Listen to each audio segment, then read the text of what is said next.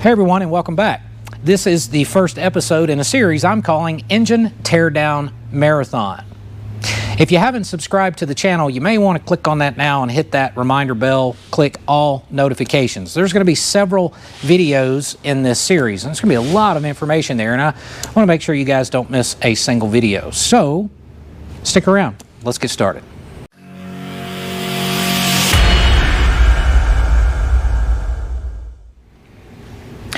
Of course, this isn't all the engines we're working on right now. There's 7 different engines, 7 different year models. There's a couple of M8s in here. But the reason I chose these engines specifically, a couple of different reasons. I think we're going to find some surprises on the inside of some of these based on the complaints that I got from the owner. But there are also engines and particular year models that had certain issues known to their particular year models. It's also a wide range of uses and a very broad range of mileage on each one. For example, there's one out of a trike, there's one out of a late model late twin cam CVO, so there's a pretty broad spectrum of engines here.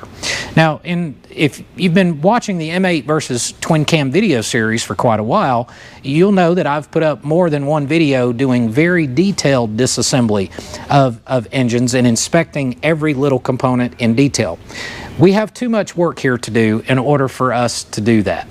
So I disassemble each one, but then highlight the issues or problems or causes that I see with each particular one. The other reason I've chosen these engines is they are YouTube subscribers and channel members. They asked me specifically if we could disassemble their engine and do a video so they could see for themselves what is going on the inside. And I think that's a wonderful idea. Gives everybody a chance to share it. We also haven't dug into any 110s yet. There's 2 of them in this stack in different stages. I'll get to that in a second. So it gives you 110 owners a chance to see what's going on there. So in this video, I'm going to go through each engine very briefly, tell you what we're doing to it, what I see just from looking at the ports, a few things, and then a little bit of information from each customer. So let's get started on the first one. This is for Michael. This is out of a 2007 CVO Electroglide. And I can tell you right off the bat, one of the complaints he had was, the engine does seem to get pretty hot. And over time, he's experienced, a little bit of loss in power over time. And I can tell, looking in the ports right away, especially on the rear head, the port itself is gold in color. I mean, this thing has gotten quite a bit hot. And so I know we're going to have some heat issues on this one.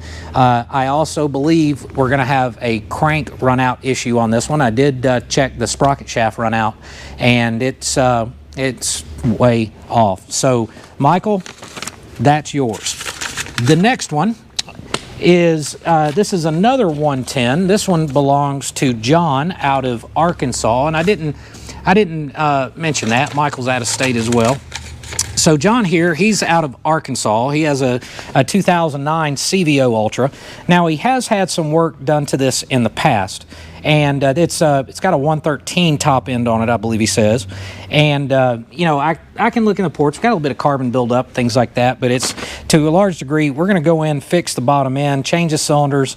He obviously appears he had a little bit of some blow-by issues, but we'll find out in more detail when we go down on this one. The next one here, we are dealing with Ken. Let's see, Ken has a 2013 Street Glide, and this one definitely getting warm. You can see it. You can see it inside the ports. Again, the valves are virtually gold, especially on the rear cylinder back there. And we're going to be doing a full 117 Skunk Works on that one, and he's going to get the full deal there. And I did check rank run out on the sprocket shaft side. Again, I think we've got a bit of a small crank issue on his as well. I also didn't mention on these others. Let me go through these other 2. This particular one for John, part of the idea is, again, to get the bottom end taken care of 100%, bulletproof that bottom end, the whole Skunk Works package thing. And then we're going to turn it into a 117. We're going to use our Super Duty pistons. We're going to put our cylinders on it. Then we'll be, of course, boring cases and doing all that sort of thing. And then here for Michael, we're doing a 117 on this one as well, gear drive, a DD7 transmission. We're bulletproofing this whole thing, and then doing a little bit of suspension work for Michael as well. So that's going to be a great one. Then we have Ken's next on this list. This belongs to Bill. Let's see. Bill brought us this bike a little while back. His is a 2000. It's a 2004. It is a trike, and this one, Bill's not a hot rod guy, and we're building this. It is a trike. Bill's from Kentucky, so I know he's got some mountains up there that he's going to be dealing with, and so we're going to build a 117 for him, and we're going all out with it. But we're designing it specifically for that high load application. We want him to have good fuel economy, but we want this engine to last. We don't want it to run extremely hot. We want him to be able to ride anywhere on that heavy trike and enjoy his touring. So that one will be a 117 in a 2004 trike.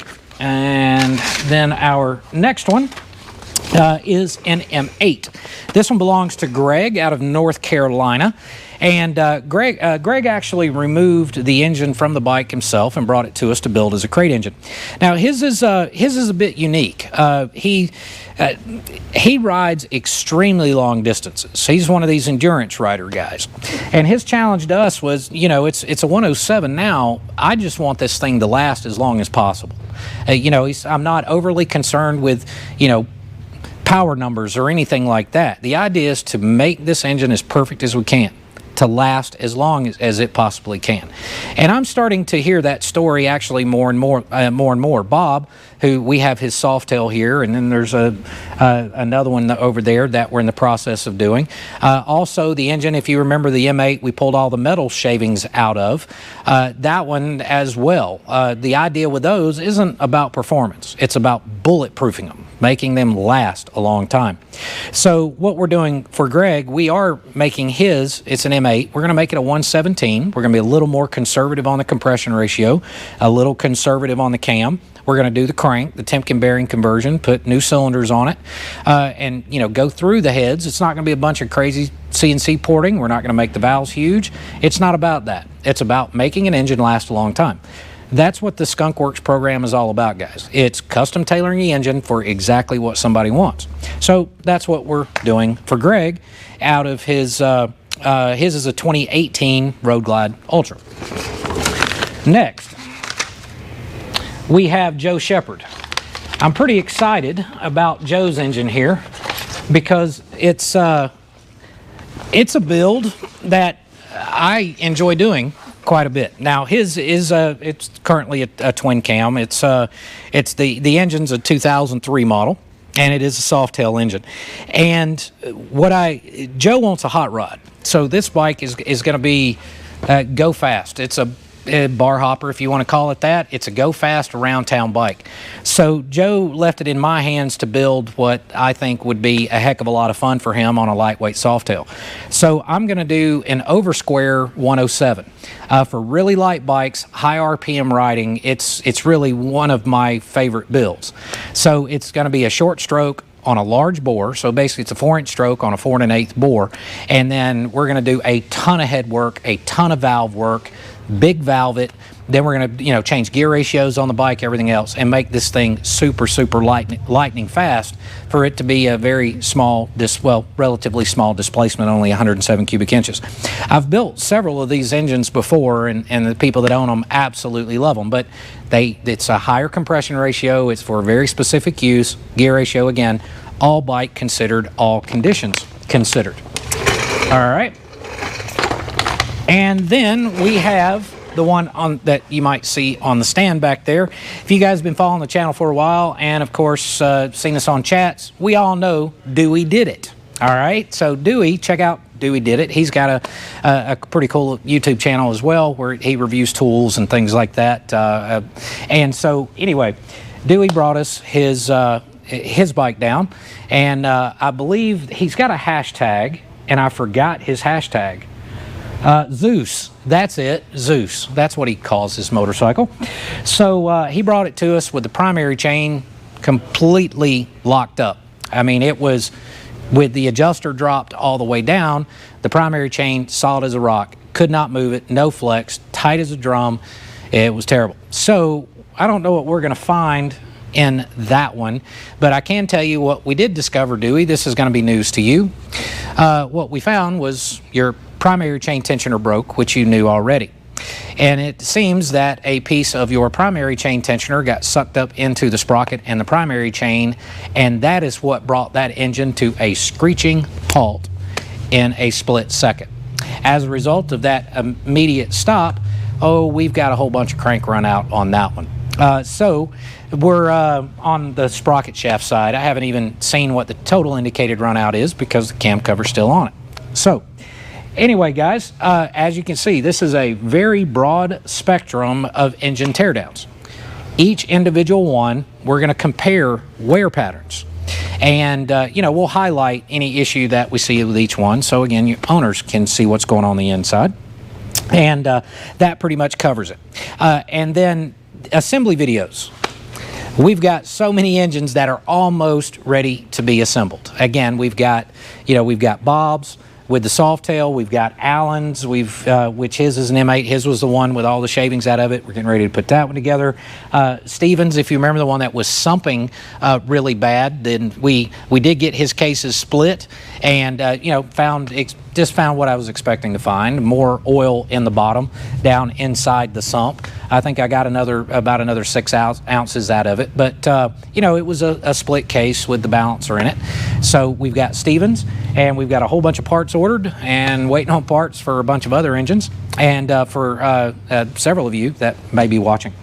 So this has been part 1, guys. Part 2, we're going to start at the front over the next several days, and we're going to go all the way back to the back.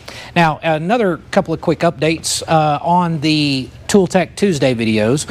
We've got several things coming there with Jim's. One, we're going to rebuild a transmission. I've got Jeff's engine going together. His is a twin cam. His was also one that was done by others, and he wanted to freshen this thing up and really make it good and solid.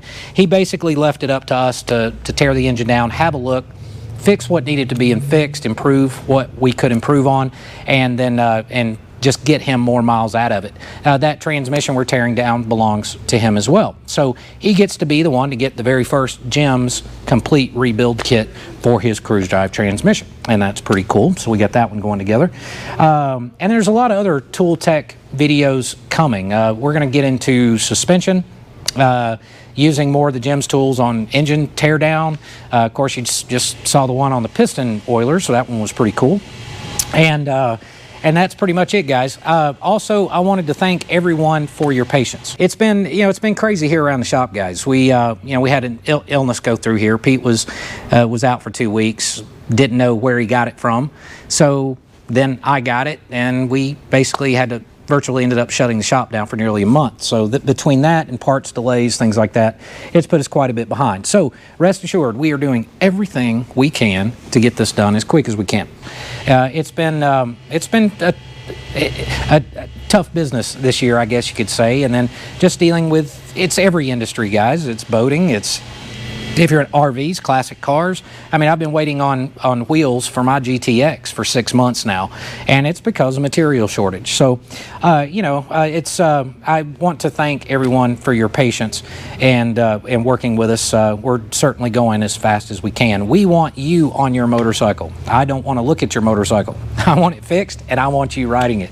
And we're doing the best we can to make sure that that happens as soon as possible. Guys, thank you again very much for watching. I appreciate you guys. I love your comments, love hearing what you got to say.